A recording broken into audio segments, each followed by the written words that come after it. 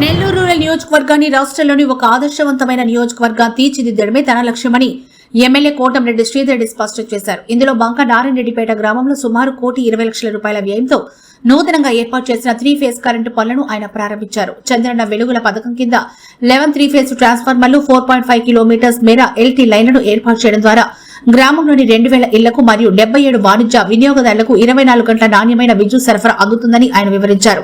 ముఖ్యంగా నియోజకవర్గంలో అతిపెద్దదైన 1వ డివిజన్పై ప్రత్యేక దృష్టి సారించి గత 1.5 సంవత్సరంలో ₹5,72,00,000 కేటాయించామని, ఇప్పటికీ అక్కడ 90% పనులు పూర్తయ్యాయని తెలిపారు. నియోజకవర్గ సమగ్ర అభివృద్ధి కోసం ఇంకా ₹1,200 కోట్ల నిధులు అవసరమని సర్వేలో తేలిందని, ముఖ్యమంత్రి చంద్రబాబు నాయుడు, ఉప ముఖ్యమంత్రి పవన్ కళ్యాణ్, మంత్రి నారా లోకేష్ సహకారంతో ఆ నిధులను కూడా సాధించి రోడ్లు, డ్రైనేజీలు, కాలువలు మరియు ఫ్లైఓవర్ల నిర్మాణాన్ని పూర్తి చేస్తామని ఆయన ఈ సందర్భంగా ధీమా వ్యక్తం చేశారు.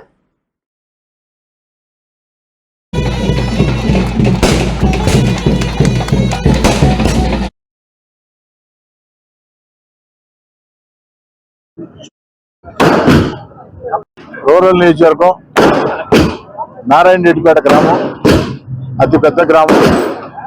ఈ యొక్క నారాయణరెడ్డిపేట గ్రామంలో 3 ఫేజ్ కరెంటు పనులు పూర్తి ఈరోజు ప్రారంభోత్సవం చేసుకుంటూ ఉన్నాం.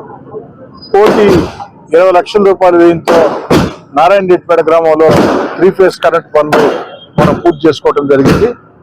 ఈ సందర్భంగా చంద్రన్న వెలుగుల కింద నారాయణరెడ్డిపేట గ్రామానికి 11 3 ఫేజ్ ట్రాన్స్ఫార్మర్లు,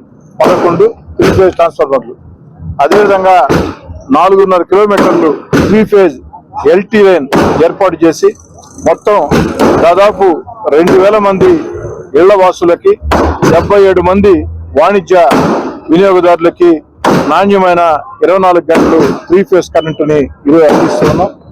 నెల్లూరు రూరల్ నియోజకవర్గంలో తెలుగుదేశం పార్టీ కూటమి అధికారంలోకి వచ్చిన తర్వాత చంద్రబాబు నాయుడు గారు ముఖ్యమంత్రిగా వాడల అభివృద్ధి పనులు ఒక జాతరని తలపించినట్టులో సాగుతూ ఉన్నాయి.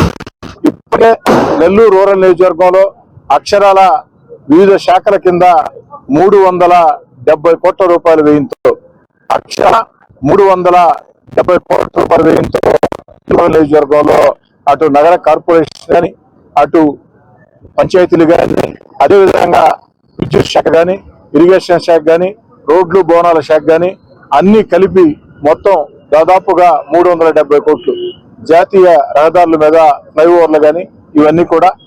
అదేవిధంగా 1వ డివిజన్ అతి పెద్ద డివిజన్ నెల్లూరు రూరల్ నియోజకవర్గంలో. వాస్తవం చెప్పాలంటే ఈ డివిజన్ ని 3 డివిజన్లు చేయాల్సిన పరిస్థితి.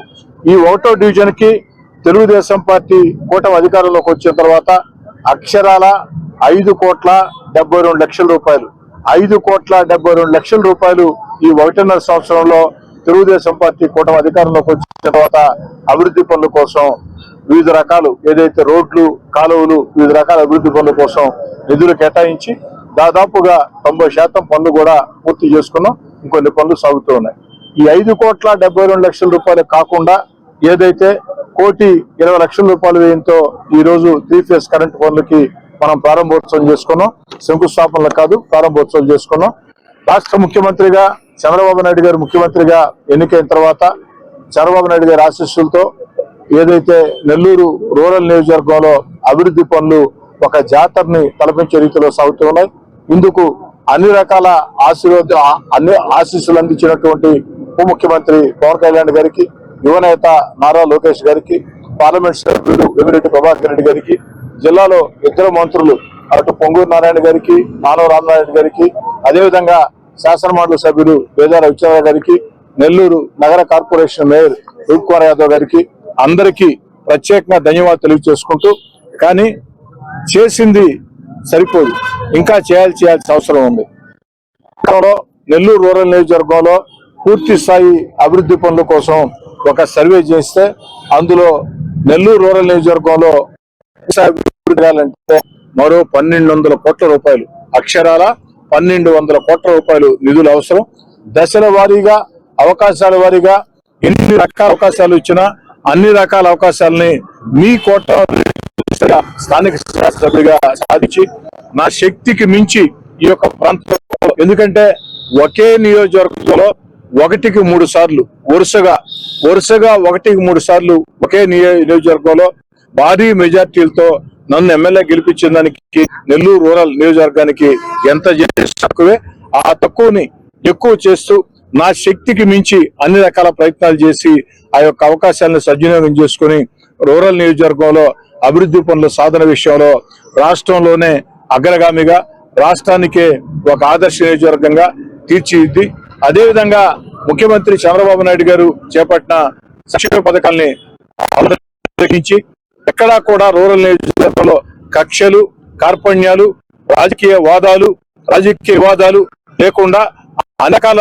రూరల్ నియోజకవర్గాన్ని ప్రగతి పదంలో మీ అందరి సహకారంతో ముందుకు నడిపిస్తానని మాట ఇస్తున్నాను.